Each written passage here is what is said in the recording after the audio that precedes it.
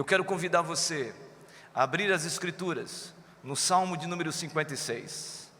Salmo de número 56.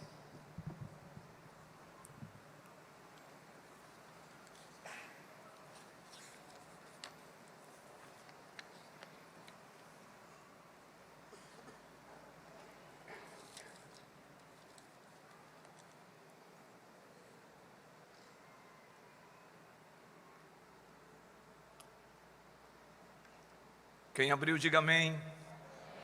Dizer aos irmãos que no mês de agosto e no mês de setembro, o Colegiado de Pastores, nós vamos ministrar uma série que tem como tema central entre salmos e hinos. Nós vamos estar ministrando no livro dos Salmos. Então serão 8 mensagens em 8 salmos na Bíblia. Eu quero que você acompanhe, que você participe. E hoje nós vamos meditar no Salmo de número 56. E o tema da mensagem de hoje é Deus é por nós. Eu vou repetir o tema da mensagem deste Salmo. Deus é por nós. Vamos ler o texto sagrado. Diz assim a palavra do Senhor. Pode baixar um pouquinho só o meu retorno aqui, tá bom, querido? Obrigado. Tem misericórdia de mim, ó Deus, porque o homem procura ferir-me e me oprime pelejando todo dia. Os que me espreitam continuamente querem ferir-me, e são muitos os que atrevidamente me combatem. Em mim vindo o temor, hei de confiar em Ti, em Deus cuja palavra eu exalto. Neste Deus ponho a minha confiança e nada temerei. Que me pode fazer um mortal? Todo dia torcem as minhas palavras, os seus pensamentos são todos contra mim para o mal. Ajuntam-se, escondem-se, espionam os meus passos, como aguardando a hora de me darem cabo da vida. Dá-lhes a retribuição segundo a sua iniquidade, derriba os povos, ó Deus, na tua ira. Contaste os meus passos quando sofri perseguições, recolheste as minhas lágrimas no teu odre. Não estão elas inscritas no teu livro? No dia em que eu te invocar, baterão em retirada os meus inimigos. Bem sei isto, que Deus é por mim. Em Deus cuja palavra eu louvo, no Senhor cuja palavra eu louvo. Neste Deus ponho a minha confiança e nada temerei. Que me pode fazer o homem? Os votos que fiz eu os manterei. Ó Deus, render-te-ei ações de graças, pois da morte me livraste a alma, sim, livraste da queda os meus pés, para que eu ande na presença de Deus, na luz da vida. Vamos repetir juntos o verso de número 9. Leiamos, queridos. No dia em que eu te invocar, baterão em retirada os meus inimigos. Bem sei isto, que Deus é por mim. Deus é por nós, meus irmãos, minhas irmãs. Estamos diante de um salmo conhecido como Salmo de Lamento. O salmista Davi está salmodiando. E esse salmo é um salmo onde ele está de fato quebrantado. Ele está vertendo suas lágrimas. Ele está chorando. Ele está lamentando diante de Deus o motivo pelo qual a sua alma está em desespero. A sua alma está amedrontada. A sua vida corre perigo. E é por causa disso que Davi escreve este salmo de lamentos. E o contexto desse salmo nós podemos perceber exatamente em 1 Samuel, capítulo de número 21. Quero que você abra a sua Bíblia em 1 Samuel, capítulo 21, por favor. 1 Samuel, capítulo 21, versículo 10 a 15. Observe o texto, meu irmão, minha irmã. 1 Samuel Primeiro livro, Samuel, capítulo 21, versículos 10 a 15. Diz assim: levantou-se Davi naquele dia e fugiu de diante de Saul e foi a Aquis, rei de Gate. Porém os servos de Aquis lhe disseram: este não é Davi, o rei da sua terra? Não é este que se cantava nas danças dizendo: Saul feriu os seus milhares, porém Davi os seus 10 milhares? Davi guardou estas palavras, considerando-as consigo mesmo, e teve muito medo de Aquis, rei de Gate, pelo que se contrafez diante deles, em cujas mãos se fingia doido, esgravatava nos pórticos das portas e deixava correr saliva pela barba. Então disse Aquis aos seus servos: bem, vedes, este homem está louco, por que mo trouxestes a mim? Falta-me a mim doidos, para que trouxesseis este para fazer doidices diante de mim? Há de entrar este na minha casa? O contexto é exatamente esse. Davi está fugindo da perseguição implacável de Saul. Por quê? Porque o povo já considerava Davi como rei. É tanto que os cantos pelas vielas de Jerusalém era exatamente esse cântico. O cântico dizendo: Saul venceu milhares, mas Davi 10 milhares. Então Saul, cheio de ira e de desejo de morte em relação a Davi, persegue-o de maneira inexorável, persegue de maneira implacável. E a Bíblia diz que Davi então vai se esconder exatamente em Gate, debaixo da visão, do tacão, do poder do rei Aquis, o rei filisteu.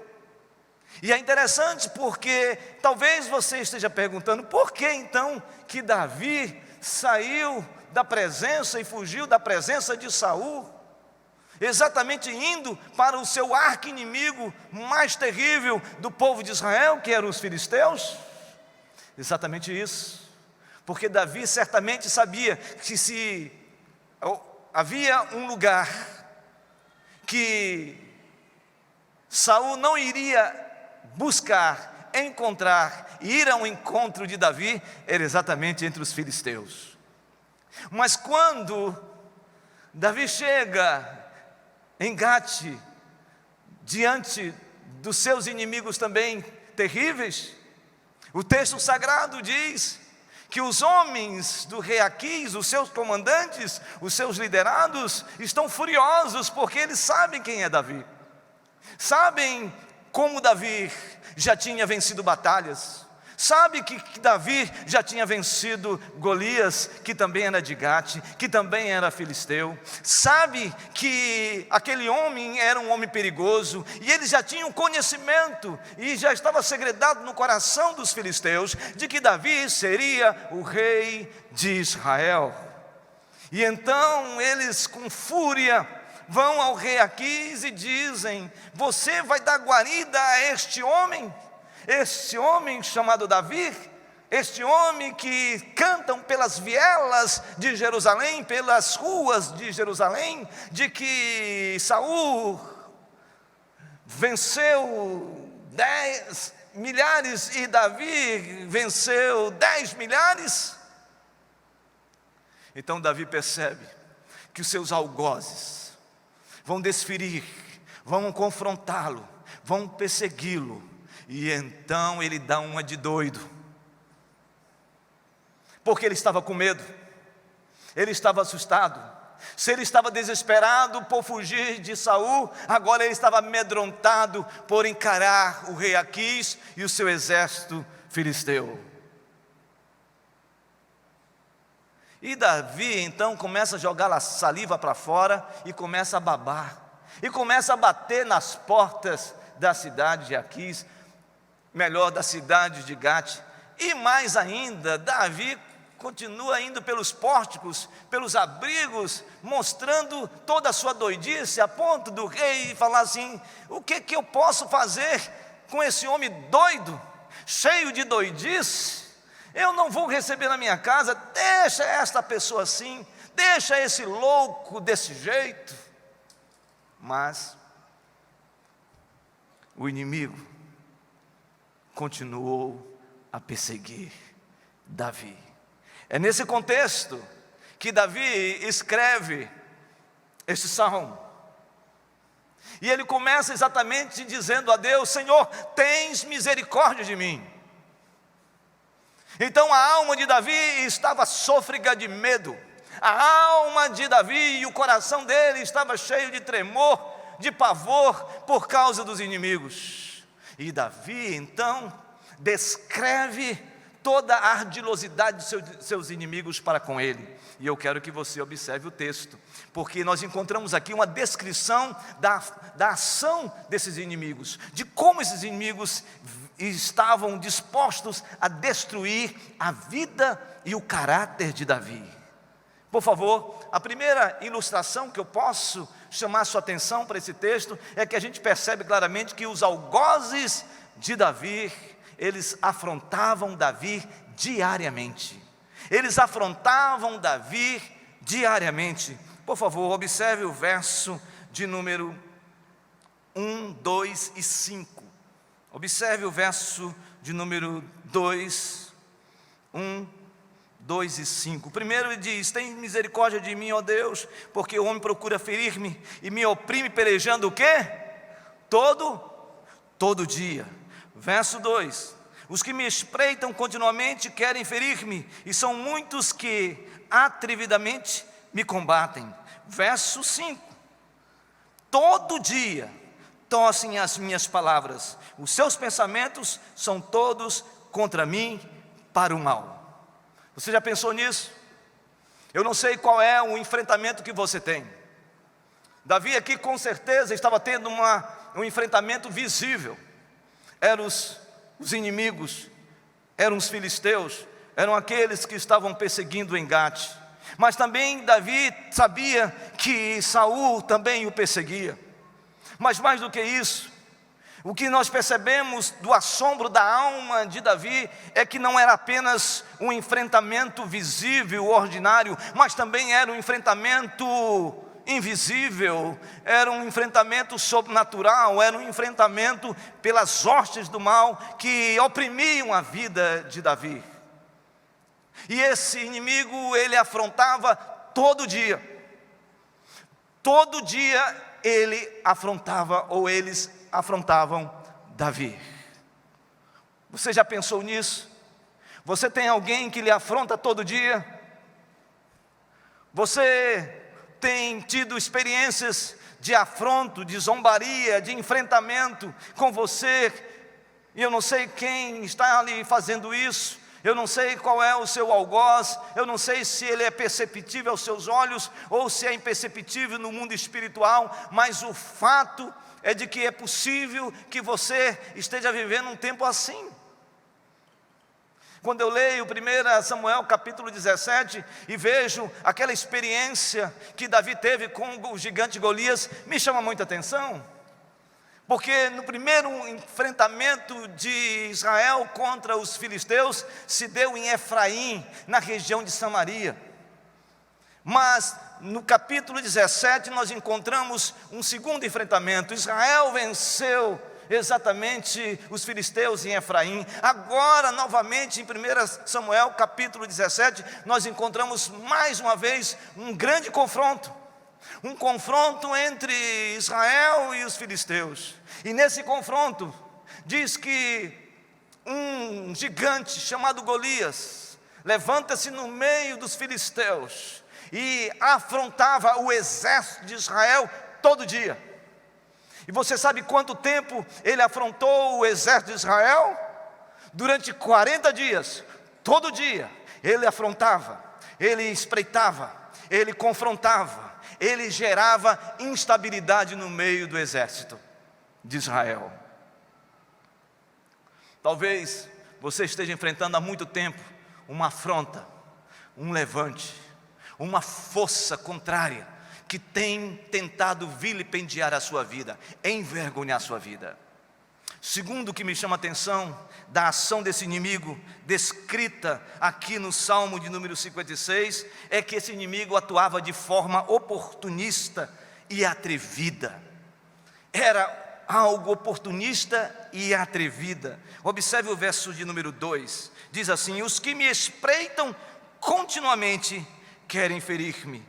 Verso de número 6, ajuntam-se, escondem, espionam os meus passos, como aguardando a hora de me darem cabo da vida. É exatamente assim. Quando as forças do mal se levantam, eles esperam que os flancos, que as brechas que nós abrimos no decorrer da nossa vida, seja exatamente o momento oportuno do inimigo atacar. Ele sabe qual é a sua fragilidade, ele sabe qual é a sua luta, ele sabe qual é a sua limitação, ele sabe qual é o seu calcanhar de Aquiles, ele sabe qual é a situação que você se encontra frágil diante das vicissitudes da vida. Talvez seja um pecado que você carrega e que você trava todo dia. O inimigo sabe exatamente onde está a sua fragilidade. Talvez seja uma luta grandiosa que você tem no seu lar. Talvez seja uma luta grandiosa em relação ao seu filho. Talvez seja uma luta grandiosa no seu trabalho. Mas eu quero dizer uma coisa para você: o inimigo, quando ele vem de maneira avassaladora. Assim como o texto sagrado fala em 1 de Pedro, no capítulo 5, versículo 8, que diz que o inimigo, ele é como um leão, que ele fica em derredor, em nossa volta, ponto para nos tragar, porque ele é oportunista, porque ele quer aproveitar uma situação. E a pergunta que eu quero fazer para você é: qual é o seu flanco que está aberto? Qual é a brecha que você abriu? Talvez o inimigo saiba, talvez as forças do mal saibam, talvez pessoas visíveis, perceptíveis, que você lida todo dia, sabem qual é a sua fragilidade. Mas Davi ainda continua descrevendo a ação desses algozes, desse inimigo que o espreitava, esse inimigo que o confrontava, esse inimigo oportunista e atrevido. Ele fala que esse inimigo atuava também de forma difamadora. Difamar, falar mal, tecer comentários impropérios contra a vida de uma pessoa. Verso de número 5, por favor, observe: todo dia torcem as minhas palavras, os seus pensamentos são todos contra mim para o mal. Irmãos, nós estamos vivendo numa era, a era cibernética, a era do virtual, a era das redes sociais, a era das mídias. Se tem algo que hoje nós vivemos é num mundo midiático. Para construir a história de uma pessoa leva muito tempo. Para você construir uma caminhada, construindo uma vida ilibada, uma vida irrepreensível, é um grande desafio. Mas para destruir, para fazer com que a sua vida seja uma vida completamente destruída, leva apenas um segundo. Se anos nós temos para construir uma história linda, em apenas segundos, pela internet, a sua vida se torna completamente uma vida destruída. Davi tinha essa consciência, porque o inimigo torcia as palavras. Aquilo que ele falava, eles alteravam, eles a interpretavam de maneira diferente, para gerar exatamente nas pessoas um sentimento de que o que ele falava não é verdadeiro, do que ele vivia não era factível, a vida dele, e era assim. O inimigo difamava, torcia as palavras de Davi. Você já passou por isso? Alguém já torceu as palavras? Alguém já distorceu palavras em relação à sua vida? Você já passou por essa situação? Muito bem, mas o texto continua, Davi continua descrevendo. E aí ele descreve exatamente no versículo de número 5 e 6, que esta ação também era estratégica do inimigo. O inimigo agia de maneira estratégica. E o texto sagrado diz exatamente isso no verso de número 5 e 6. Todo dia torcem as minhas palavras, os seus pensamentos são todos contra mim, para o mal. Ajuntam-se, escondem-se, espionam os meus passos, como guardando a hora de me darem cabo da vida. Davi aqui amplia a ação do inferno contra a sua vida. E ele amplifica isso, dizendo de que o inimigo não somente torcia suas palavras, mas maquinava na sua mente contra ele, e não somente maquinava, mas elaborava estratégias, formas de destruir a sua vida. Saiba de uma coisa, no mundo em que vivemos, nós cristãos, lavados pelo sangue de Jesus, alcançados pelas misericórdias de Deus, pela sua infinita graça e graça irresistível, nós também temos os nossos embates, as lutas, e saiba de uma coisa, tudo isso muitas vezes é forjado exatamente por um grande arquétipo, uma grande estratégia montada pelas forças do mal para destruir nossas vidas. Não é à toa que Paulo, escrevendo aos Efésios, no capítulo 6, versículo 10, ele diz: revesti-vos de toda a armadura de Deus, para poder ficar firmes contra as ciladas do inimigo, as ciladas do diabo. E a palavra cilada, no texto grego, significa metodeia, em outras palavras, estratégia, um método. Meu querido, minha querida, saiba de uma coisa, o inimigo quer destruir sua vida, o inimigo quer destruir sua família, o inimigo quer destruir seus sonhos, ele está atento e com o objetivo de destruir a sua casa. E saiba de uma coisa, tem muita gente que diz assim: não, está tudo bem no meu lar, não tem problema nenhum, tudo certo, sem nenhuma situação de alteração, de instabilidade da minha casa. Sim, mas eu quero te dizer para você que de tempos em tempos as forças do mal se levantam, o inimigo se levanta, ele começa exatamente a maquinar, ele começa a falar, ele começa a estruturar, ele começa a ser estratégico através dos seus métodos para destruir a nossa vida, destruir a sua casa, destruir o seu casamento. E nós estamos vendo hoje, no mundo em que nós estamos experimentando, um mundo extremamente violento, um mundo totalmente depravado, um mundo onde nós temos recebido, sendo bombardeados nas nossas casas pela mídia a respeito desse mundanismo, desse secularismo que tem entrado nas nossas casas e afetado nossas crianças, nossos jovens, nossa família de forma geral. Meus irmãos e minhas irmãs, nós não podemos baixar a guarda, porque a nossa luta não é contra a carne nem contra o sangue. A minha luta não é contra o meu cônjuge, não é em relação à minha esposa, não é em relação ao seu esposo, minha irmã, não é em relação ao seu filho, sua filha, não é em relação aos nossos irmãos.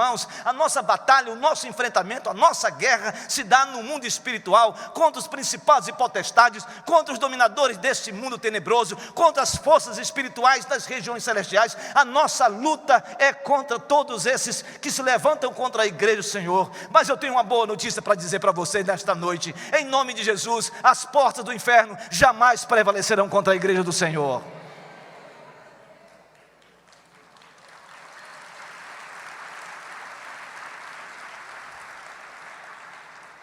Agora, Davi, depois de escrever a afronta, a difamação, o oportunismo altivo do inimigo, a atitude difamadora e a sua estratégia, ele agora vai fazer uma declaração. Agora ele vai declarar diante de Deus, rasgando a alma, esgaçando o coração. Ele vai prantear diante de Deus, e ele vai adorar a Deus, apesar de todas as perseguições, apesar de todas as lutas espirituais que ele está travando, apesar do enfrentamento do inimigo, ele vai fazer algumas declarações a respeito de Deus. E a primeira declaração é que Davi declara que a nossa confiança está no Deus que é Senhor. E o verso 4 diz isso: em Deus cuja palavra eu exalto, neste Deus ponho a minha confiança e nada temerei. Verso 10, observe: em Deus cuja palavra eu louvo, no Senhor cuja palavra eu louvo. Davi vê todo esse enfrentamento, o coração dele está cheio de pavor, ele está assustado, ele está inseguro, mas ele contempla a beleza da santidade de Deus. E Deus imputa no coração de Davi uma fé inabalável, a ponto dele falar: no Senhor eu ponho a minha confiança.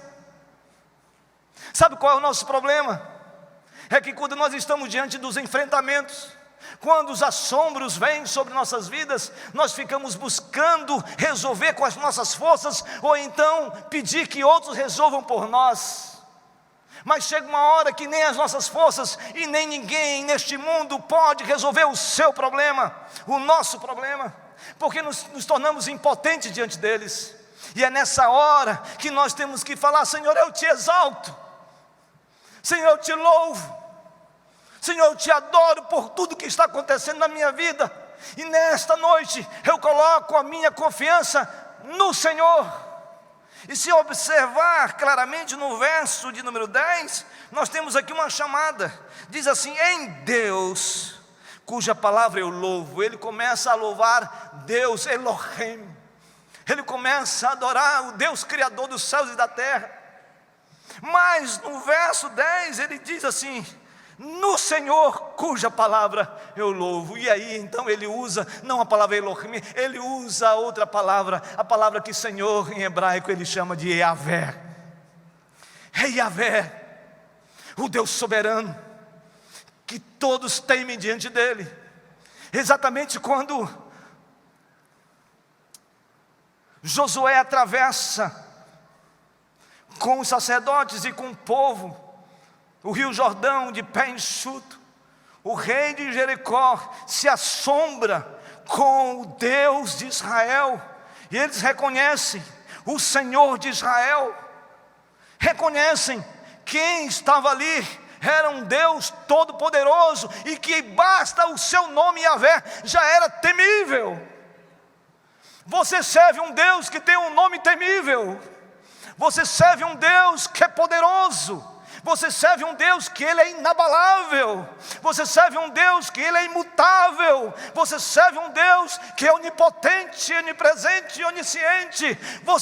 Você louva e adora um Deus que é infinito, que reina, que rege o universo. Então ponha a sua confiança nesse Deus, porque Ele é contigo, porque Ele é contigo, porque Ele é com tua casa, porque Ele é com tua família, porque Ele é com teu casamento, porque Ele é com teu trabalho, porque Ele é com os teus sonhos, porque Ele é contigo no meio deste mundo terrível, tenebroso e depravado. O Senhor é contigo. Então, busque a sua segurança em Deus. Segunda declaração de Davi. Davi declara que as nossas lágrimas serão enxugadas pelo Deus Consolador. Pelo Deus Consolador. Verso de número 8. Diz assim: contar-te os meus passos quando sofri perseguições. O Senhor conhece os teus passos, e o Senhor sabe quem está te perseguindo. E Ele diz: recolheste as minhas lágrimas no teu odre, não estão elas inscritas no teu livro? Quando eu estava lendo esse salmo, meditando e estruturando essa mensagem, veio na minha mente esse salmista lamentando, chorando, pranteando diante de Deus por causa dos seus algozes, por causa de gente que estava atacando a sua vida. E este homem começou a verter lágrimas, e ele diz que o Senhor recolheu as suas lágrimas em seu odre. Sabe o que eu entendo disso aqui? É que o Senhor é guardador de lágrimas. O Senhor é o nosso guardador de lágrimas. Ele sabe das lágrimas que você tem vertido. Ele sabe daquele choro compulsivo, contrito que você tem feito no seu quarto. Ele sabe do choro da sua alma diante das lutas e as vicissitudes que você tem enfrentado na sua caminhada, porque Ele sabe. Ele sabe quando você entra no seu quarto escuro e você derrama lágrimas. Ele sabe quando a sua alma está chorosa. Ele sabe quando a depressão abateu o seu coração. Ele sabe quando você está enfrentando uma luta no seu casamento e você só derrama lágrimas por dentro, ou então vai em lugares onde ninguém está para chorar, talvez um banheiro, talvez um quarto, talvez uma edícula, talvez um caminho, talvez num lugar ermo. Ele sabe as lágrimas que você tem vertido, e a boa notícia é que Ele enxuga as nossas lágrimas. Ele é um guardador de lágrimas. Quando a gente lê o livro de Apocalipse, o capítulo 21 e 22, que começa a falar e tecer sobre a Nova Jerusalém, Jerusalém ataviada, Jerusalém celestial, essa Nova Jerusalém que todos nós temos uma forte expectação na alma, da volta do Filho do Homem, essa Nova Jerusalém que vai ser estabelecida quando o Rei dos Reis, Senhor dos Senhores voltar na sua segunda volta, na sua parousia. Essa Jerusalém que receberá aqueles que foram revestidos de incorruptibilidade, aqueles que morreram em Cristo, aqueles que foram regenerados em Cristo, aqueles que foram reconciliados em Cristo, aqueles que têm os seus nomes escritos no livro da vida, aqueles que contemplarão a volta do Filho do Homem, também serão revestidos de incorruptibilidade. E então essa Nova Jerusalém, tecida pelo Senhor, não haverá mais nessa Nova Jerusalém dor, não haverá mais sofrimento, não haverá mais luto, não haverá mais morte. E Ele diz que Ele enxugará toda lágrima, e quem enxuga toda lágrima é aquele que é o primeiro e o último, é o alfa e o ômega, é o princípio e o fim, é Jesus. Jesus está aqui para enxugar as suas lágrimas. Jesus, Ele enviou o Espírito Santo para ser o Consolador, o Paráclito, aquele que faz com que a gente continue a nossa caminhada apesar de tudo. Esse é o Deus Consolador. Que Deus console você, que Deus te renove, que Deus te dê alento, que Deus te dê força, em nome de Jesus. Mas finalmente Davi declara que diante da batalha temos um Deus que é invicto. Davi declara que a confiança dele está em Deus. Davi declara que esse Deus enxugará toda lágrima, porque Ele é um Deus consolador. Mas Davi também declara que o nosso Deus é um Deus todo-poderoso, e em toda batalha Ele é o Deus invicto. Verso 7 e verso 9, observe por favor, Verso 7 diz: dá-lhes a retribuição segundo a sua iniquidade, derriba os povos, ó Deus, na tua ira. Verso 9: no dia em que eu te invocar, baterão em retirada os meus inimigos. Bem sei isto, que Deus é por mim. Davi declara isso diante dos seus algozes, diante dos inimigos, diante das forças contrárias, diante de tudo. Ele reconhece que o nosso Deus, Ele é conosco, Ele é o Deus vencedor, Ele é o Deus dos exércitos, Ele é o nosso Senhor. Ele não perdeu nenhuma batalha, Ele não perdeu nenhum enfrentamento, Ele venceu todas as batalhas, e já venceu até o inferno, e já venceu o inimigo, para a glória de Deus. O nosso Deus é esse Deus Todo-Poderoso, o vencedor, e por causa dele, nós somos mais do que vencedores em Cristo Jesus. Quem crê nisso, diga amém. Louvado seja o nome do Senhor. Davi diz: Deus é por mim, Deus é por mim. E aí, eu entendo, quando Paulo escreve em Romanos capítulo 8, versículo 31, e eu quero que você abra a palavra de Deus. Romanos 8, 31. Romanos 8, 31. Romanos capítulo 8, versículo 31. Diz assim a palavra de Deus. Meu irmão, você que está conosco na internet, participe conosco. Abra sua Bíblia, seja impactado pelo poder de Deus, porque eu creio que o Deus que está aqui está com você na sua casa nesse momento. Romanos capítulo 8, 31 diz: que diremos, pois, à vista dessas coisas? Se Deus é por nós, quem será contra nós? Aquele que não poupou o seu próprio filho, antes por todos nós o entregou, porventura não nos dará graciosamente com ele todas as coisas? Quem tentará acusação contra os eleitos de Deus? É Deus quem os justifica.